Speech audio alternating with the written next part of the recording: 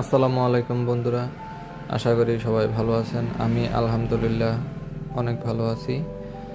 তো আজকে আমরা এসেছি আমাদের আলু এবং পেঁয়াজ এর জমিতে। আমরা আলুর জমিতে কিছু ছাই দিয়ে দিয়েছি, আলু এবং পেঁয়াজের জমিতে ছাই দিয়ে দিয়েছি, দেখতে পাচ্ছেন। এই ছাই দিলে মাটি উর্বর থাকে, মাটির জটা কম হয়, মাটির পিএইচ মান ভালো থাকে। তার জন্য মাটিতে আলু এবং পেঁয়াজের ফলন ভালো হয়, আলু বেশি হয় এবং পেঁয়াজ অনেক বড় বড় হয়।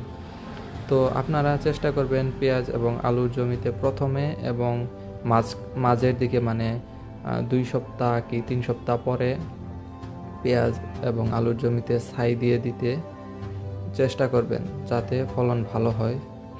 আর দেখতে পাচ্ছেন যে আমাদের আলু এর গাছ মোটামুটি বড় হয়ে গেছে।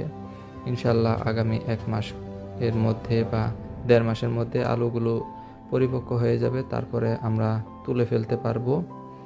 আর ওইদিকে আমাদের বিল, ওইদিকে তো যাওয়া হয় না, একদিন নিয়ে যাবো ইনশাল্লাহ। তো এখন চলে আসছি আমাদের লাউ এর ঝাড়ে। এখানে দেখতে পাচ্ছেন 2টা লাউ গাছ এবং এখানে একটা লাউ গাছ। তো এই লাউ গাছগুলো এখনো জাংলার মধ্যে উঠে নাই, মাচার মধ্যে উঠে নাই। তো মাচার মধ্যে উঠতে কিছুদিন সময় লাগবে। আর দেখতে পাচ্ছেন সকালের আকাশটা কত সুন্দর, মাশাআল্লাহ।